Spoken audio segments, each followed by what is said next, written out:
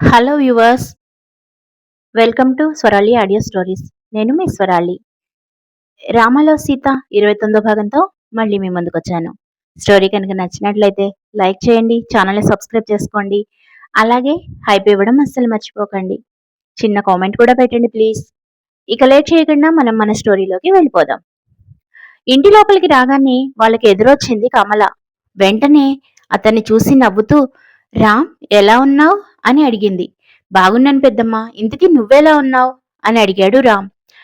తర్వాత ఆమె వెంట ఎప్పుడు ఉండే సీతయ్య కనిపించకపోయేసరికి, సీతయ్య ఎక్కడున్నావ్ అని గట్టిగా అరిచాడు రామ్. దానికి కమల, సీతయ్య బయటికి వెళ్ళాడు, సాయంత్రం తిరిగొస్తాడు.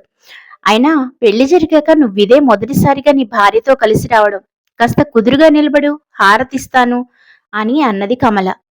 రామ్ కమల మాటలకి కుదురుగా నిలబడి దిష్టి తీయించుకున్నాడు. ఆమెకి కూడా సీతుని రామ్ని చూడాలని చాలా ఆశగా అనిపించింది. హారతిస్తూనే సీతు వైపు తిరిగి మెల్లగా నవ్వింది. ఇద్దరికి హారతి ఇచ్చాక లల్లి వాళ్ళని ఆట పట్టిస్తూ, అన్నయ్య నీ సెలక్షన్ సూపర్, మా వదిన చాలా అందంగా ఉంది. అందుకే నువ్వు కూడా ఆమెకి పడిపోయి తనని మాకెవ్వరికి చెప్పకుండానే రిజిస్టర్ మ్యారేజ్ చేసుకున్నావు కదా అని అడిగింది లల్లి. ఆ మాట విన్న శిల్ప చెవుల్లో నుంచి పొగలు సెగలొచ్చాయి. ఆమెకి వాళ్ళ మాటలు వింటున్న కొద్దీ కోపం పెరిగిపోసాగింది. అది చాలదన్నట్టుగా, అది సరే బ్రో, తను నీ భార్య, మరి ఈమె ఎవరు?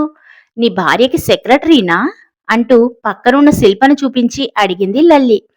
లల్లి శిల్పను అలా పని మనిషి అని సంబోధించడంతో ఆమెకి ఇంకా కోపం వచ్చింది. సీతు లల్లి మాటలకు అడ్డం పడుతూ, నో లల్లి, తను నా ఫ్రెండ్ శిల్ప అని పరిచయం చేసింది. సీతు మాటలు విన్న లల్లి, వదినా, అందర్నీ ఇంటికెందుకు తీసుకొచ్చావు? సరేలే, నువ్వే మాట్లాడి తనని తర్వాత ఇక్కడి నుంచి పంపించేశాయి అని అన్నది. ఆ మాటకి ఏం సమాధానం ఇవ్వాలో తెలియక సీతు అయోమయంగా చూసింది. రామ్ కూడా శిల్పను ఎలా పరిచయం చేయాలో తెలియక దిక్కులు చూస్తూ నిలబడ్డాడు. లల్లికి ఏదో ఒకటి సర్ది చెప్పాలని రామ్ ఆమెతో, లేదు లల్లి, తను మనతోనే కొంతకాలం ఇక్కడే ఉంటుంది. తను సీతుకి ఫ్రెండ్ మాత్రమే కాదు, అంతకన్నా ఎక్కువే అని అన్నాడు రామ్. దానికి లల్లి అస్సలు ఆ మాట విననట్టే తలూపింది. కాని శిల్పకు మాత్రం సీతు మీద కోపం, ద్వేషం పెరుగుతూనే ఉంది. హారతి కార్యక్రమం ముగిశాక అందరితో పాటు ఆ ఇంట్లో కడుగుపెట్టిన శిల్పను ఆ ఇంటి ఇంటీరియర్ బాగా ఆకర్షించింది. నేలను చూస్తుంటే ఆమె మొహం కూడా అందులో స్పష్టంగా కనిపించేంత అందంగా మెరుస్తూ ఉంది. అది చూసిన శిల్ప ఆశ్చర్యంతో నోరు తెరిచింది. సీతు పరిస్థితి కూడా ఇంచుమించుగా అలానే ఉంది. లల్లి ఆమె వైపు చూసి నవ్వుతూ, వదినా, ఏంటలా చూస్తున్నావు? ఇదే మన ఇల్లు. ఇంకా ఈ ఇంట్లో చూడాల్సినవి చాలా ఉన్నాయి. నీకవన్నీ నేను ఈ రోజే తిప్పి చూపిస్తాను, పద నాతోరా అంటూ ఆమెను లాక్కొని పోయింది. సీతుని ఆ ఇంట్లో ప్రతి చోటికి తిప్పి చూపిస్తూ నవ్వుతూ మాట్లాడుతోంది. అది నచ్చని శిల్ప రామ్ పక్కకు వచ్చి నిలబడి, ఏంటి రామ్, మీ చెల్లెలు అసలేమనుకుంటోంది? ఆ సీతు ఎలా ఉందో చూడు, అచ్చం పని మనిషిలా. అయినా తనేలా మీ వాళ్ళకు నచ్చింది అన్నది. చూడు శిల్ప, తను చిన్న పిల్ల. తనకి మా మధ్య ఏం జరిగిందో కూడా తెలియదు. తెలిస్తే తను చాలా బాధపడుతుంది. నువ్వు నాకేదైనా మంచి చేయాలి అనుకుంటే మాత్రం దయచేసి సైలెంట్గా ఉండు. దీని గురించి ఎవరితో ఏమీ మాట్లాడుకు అని కొంచెం స్ట్రాంగ్గానే అన్నాడు రామ్. అదే సమయానికి ఒక 65 ఏళ్లున్న ముసలాయన, 60 ఏళ్లున్న బామ్మ అక్కడికి అడుగుపెట్టారు. సొగసైన లుక్తో ఈ వయసులో కూడా చాలా కాస్ట్లీగా కనిపిస్తున్నారు. రామ్ను పలకరించిన తర్వాత, నిన్ను ఇక్కడికి రమ్మని కండిషన్ పెట్టకపోతే నీ పెళ్లి విషయం మాతో ఎప్పటికీ చెప్పేవాడివి కాదు కదా. ఇంతకీ ఇంటి కోడలు ఎక్కడుంది అని అడిగాడు తాతయ్య. రామ్ సీతు వైపు చూస్తూ తన దగ్గరికి రమ్మని సైగ చేశాడు. ఆమె వినయంగా రామ్ దగ్గరికి వచ్చి తాత అమ్మమ్మల కాళ్ళకి దండం పెట్టింది. రామ్ బామ్మ ఆమెను పైకి లేపి, మీరిద్దరూ చల్లగా ఉండండి అని ఆశీర్వదించారు. రామ్, నీకు ఈ అమ్మాయితో పెళ్లి కావాలని చెప్పుంటే మేమే దగ్గరుండి మీ ఇద్దరికి గ్రాండ్గా పెళ్లి చేసేవాళ్ళం కదా. తొందరపడి రిజిస్టర్ మ్యారేజ్ చేసుకోవాల్సిన పని ఉండేది కాదు అని బామ్మ అన్నది. ఆ మాటకి రామ్ మౌనంగా తలంచుకున్నాడు. సీతు ఆ మాటకి అడ్డుపడింది. బామ్మ, తనని ఏమీ అనకండి. ఇందులో తన తప్పేమీ లేదు. తప్పంతా నాదే. నేనే రామ్‌కి సింపుల్‌గా పెళ్లి చేసుకుందామని అడిగాను" అని నింద తన మీద వేసుకొని తప్పు చేసిన దానిలాగా దిగులుగా మొహం దించుకుంది సీతు. బామ్మ నవ్వి "సరేలే బాధపడకు. ఇప్పుడు నువ్విక్కడికొచ్చావు కదా! ఇక మీదట జరగాల్సినవన్నీ నేను చూసుకుంటాను" అని అన్నది. పక్కనే ఉన్న తాతయ్య లల్లీని పిలిచి "లల్లీ మీకి ఈ ఒక అన్నయ్యొచ్చాడు. మరి రెండో అన్నయ్య ఎప్పుడొస్తాడు?" అని అడిగాడు. వెంటనే లల్లి "నాకు తెలీదు తాతయ్య. నేను ఈరోజు మార్నింగ్ అన్నయ్యకి కాల్ చేశాను. కానీ లిఫ్ట్ చేయలేదు. రామన్నయ్య వచ్చాడు కదా! తను వచ్చాడని తెలిస్తే ఖచ్చితంగా వచ్చేస్తాడు. అందుకే తనకి నేను మళ్ళీ కాల్ చేయలేదు" అని అన్నది. అంతలో ఆ ఇంటి ముందుకి ఒక కారు వచ్చి ఆగిన శబ్దం వినపడింది. ఆ శబ్దం వినగానే లల్లి ఉత్సాహంగా అదిగో మాటల్లోనే భరత్ అన్నయ్య వచ్చాడనుకుంటాను. తాతయ్య ఇంటి ముందు కారాగింది. అన్నయ్య తప్ప ఎవరూ ఇంత పెద్ద శబ్దం చెయ్యరు అని గెంతుతూ బయటికి వెళ్ళింది లల్లి. లల్లి ఊహించినట్లుగానే ఆ కారు భరత్దే. తెల్లని షర్ట్ మీద నల్లని చెక్స్‌తో కిందన బూడిద రంగు ఫ్యాంట్‌తో కళ్ళకి కూలింగ్ గ్లాసెస్ పెట్టుకొని కారులోంచి బయటకు దిగుతూ భరత్ కనిపించాడు. లల్లి పరిగెత్తుకుంటూ వెళ్లి భరత్‌ను హగ్ చేసుకొని అన్నయ్య అంది. వెంటనే భరత్ ఆమెను చూస్తూ ఏంటి కాలేజ్ డుమ్మా కొట్టొచ్చేసావా? నువ్వు ప్రతిరోజు ఇలాగే చేస్తున్నావని విన్నాను. ఏం నీకు చదువుకోవాలని లేదా? అని తిడుతూ ఆమె తల మీద ఒక మొట్టికాయ వేశాడు.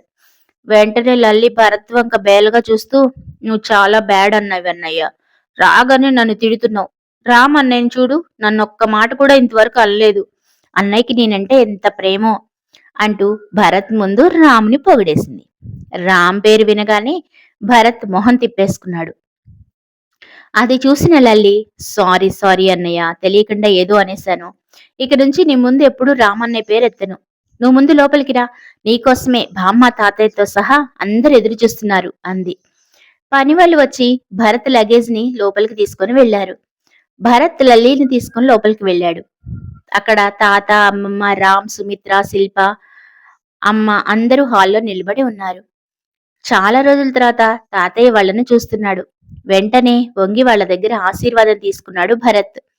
భరత్ దిగులుగా మొహం పెట్టుకుని తాతయ్య మీరు చాలా పెద్ద తప్పు చేశారు. మీరు చేసిన పని వల్ల నా స్వీటీ వెళ్ళిపోయింది అని అన్నాడు. భరత్ అన్నదానికి బామ్మ అతని చెవి మెలిపెట్టి బడవ నువ్వు చూడు ఎలా ఉన్నావో అసలు తింటున్నావా లేదా అని అడిగింది. దానికి భరత్ నొప్పి పెడుతున్నట్టుగా మొహం పెట్టుకుని బామ్మ ప్లీజ్ వదులు అంటూ బతిమలాడుకున్నాడు. అప్పుడే అతని చూపు రామ్ మీద పడింది. రామ్‌కి ఇదంతా ఒక పెద్ద డ్రామాలాగా అనిపించింది. భరత్ మాత్రం రామ్ వైపు ఎగతాళిగా నవ్వుతూ తన పక్కనే నిలబడి ఉన్న సీతుని చూశాడు. "హ్మ్. మా రామ్ కోసం వార్తల్లో వచ్చిన అమ్మాయి తనే కదా!" అని మనసులో అనుకుంటూ ఆమె దగ్గరికి వెళ్లి చేయి చాచి "హాయ్! నా పేరు భరత్. నేను మీ హస్బెండ్‌కి తమ్ముణ్ణి" అని అన్నాడు. సీతు అనుమానంగా ఇప్పుడేం చెయ్యాలా అన్నట్టుగా రామ్ వైపు చూసింది. వారిద్దరికీ పడదని సనా ముందు జాగ్రత్తగా అన్ని విషయాలు ఆమెకి చెప్పింది. వెంటనే భరత్ ఆమె డౌట్ అర్థం చేసుకొని ఏంటి నువ్వు నీ భర్త పర్మిషన్ ఇస్తే గాని షేక్ హ్యాండ్ కూడా ఇవ్వవా? షేక్ హ్యాండ్ చేయడానికి నేను నీకు హెల్ప్ చేస్తాను అని ఆమె చేతిని బలవంతంగా లాక్కొని చేతులు కలిపాడు. నిజానికి భరత్ ఉద్దేశం సీతుని ఇబ్బంది పెట్టడం కాదు, ఆమెతో ఆడుకొని రామ్ని ఇబ్బంది పెట్టడం. సీతుతో బలవంతంగా షేక్ హ్యాండ్ చేశాక అతను రామ్ని చూశాడు. అతని కళ్ళు అగ్నిపర్వతంలా మండుతున్నాయి. అది భరత్ ఎక్స్పెక్ట్ చేశాడు. వెంటనే అతను వెటకార ధోరణిలో మాట్లాడుతూ ఇక్కడేదో కాలుతున్న వాసన వస్తోంది. నాకు బాగా వేడిగా ఉంది. అమ్మో ఈ సెగలు తట్టుకోవడం కష్టం అన్నాడు భరత్. అతని టార్గెట్ రామ్ అన్న విషయం అక్కడ ఉన్న వాళ్ళందరికీ అర్థమైంది. కానీ ఎవ్వరూ ఏమీ మాట్లాడలేదు. బామ్మ అందర్నీ చూసి సరే సరే వెళ్ళి స్నానాలు చేసి రెడీ అవ్వండి. భోజనాలు చేద్దాం అని అంది. బామ్మ మాటలు విని రామ్ ముందుగా తన గదికి వెళ్లి తలుపేసుకున్నాడు. సీతు కోసం ఆగలేదు. సీతుకి అంత పెద్ద బంగ్లాలో ఏటెళ్లాలో తెలియక కన్ఫ్యూజ్ అయింది. తనే గది ఎక్కడుందో తెలియక అక్కడే నిలబడి చూస్తోంది. ఇంతలో లల్లి అటుగా వెళ్తూ సీతుని చూస్తుంది. వెంటనే సీతుతో నీ గదికి వెళ్ళకుండా ఇక్కడ నిలబడి ఏం చూస్తున్నావు వదినా అని అన్నది. మేము ఉండే ఇల్లే పెద్ద బంగ్లా అనుకుంటే ఇప్పుడు ఇల్లు దానికి తాతలా ఉంది. అదే ఆశ్చర్యంగా చూస్తున్నాను అన్నది సీతు. లల్లి ఆ మాటకి నవ్వి, ఇంతకీ అన్నయ్య ఎక్కడా? నిన్ను గదికి తీసుకొని వెళ్ళకుండా ఇక్కడెందుకు వదిలిపెట్టాడు అన్నది. అది అది అని చెప్పడానికి తడబడింది సీతు. తను దారి తప్పాను అని ఒప్పుకోవడం ఇష్టం లేక ఈ ఇల్లు చూస్తున్నాను అని అబద్ధం చెప్పింది. లల్లి అది అర్థం చేసుకుని, సరే వదినా, త్వరగా రెడీ అయ్యిరా, భోజనం చేద్దాం. నిన్ను అన్నయ్యకి అప్పగిస్తానురా అని రామ్ గదికి తీసుకొని వెళ్ళింది. ఆమె లోపలికి రాగానే తలుపు మూసేశాడు రామ్. అతనలా చేస్తాడని సీతు ఊహించలేదు. వెంటనే సీతు, రామ్, ఏం చేస్తున్నావు? ఇప్పుడెందుకు డోర్ క్లోజ్ చేశావు అని అడిగింది. వెంటనే రామ్ కోపంగా ఆమె దగ్గరికి వచ్చి, నేను అడిగిన దానికి మాత్రం సమాధానం చెప్పు. నీకు ఎంత ధైర్యం ఉంటే వాడికి చెయ్యిస్తావు? హూ అని హుంకరించాడు. సీతు వణుకుతున్న గొంతుతో, నేనివ్వలేదు, అతన్ని తీసుకున్నాడు అంది. దానికి రామ్, చూడు, నేను చెప్పినట్లు వింటే నీకే మంచిది. ఈ ఇంట్లో నువ్వు ఎవ్వరితోటైనా మాట్లాడొచ్చు, కానీ ఆ భరత్కి మాత్రం దూరంగా ఉండు. నువ్వు ఎప్పుడు ఎవరితో ఏం మాట్లాడుతున్నావో నాకు తెలుసు. ఎవరితో అయినా సరే మన విడాకుల గురించి మాట్లాడావో మంచిగా ఉండదు. నా గురించి తెలుసుగా. విడాకుల మీద సంతకం చేశాను కాబట్టి నా ఇష్టం వచ్చినట్టు నేను చేస్తానంటే కుదరదు. విడాకుల మీద సంతకాలు చేసినా అవి ఇంకా మంజూరు కాలేదని గుర్తుపెట్టుకో. కాబట్టి ఈ 6 నెలలు నువ్వు నా భార్యవే, నాతో కలిసి నా ఇంట్లోనే ఉంటున్నావు. కాబట్టి అది గుర్తుపెట్టుకుని నడుచుకుంటే మంచిది అని కోపంగా అన్నాడు రామ్. అంత కోపంలో కూడా ఆమెను నువ్వు నా భార్య అని సంబోధించడంతో సీతుకి చాలా సంతోషంగా అనిపించింది. మరి ముందు ముందు స్టోరీలో ఏం జరుగుతుందో తెలుసుకోవాలనుకుంటున్నారా? నాకు కూడా చెప్పాలనే ఉంది. మరి అర్జెంటుగా సబ్స్క్రైబ్ చేసేసుకోండి. ఒక లైక్ చేయండి.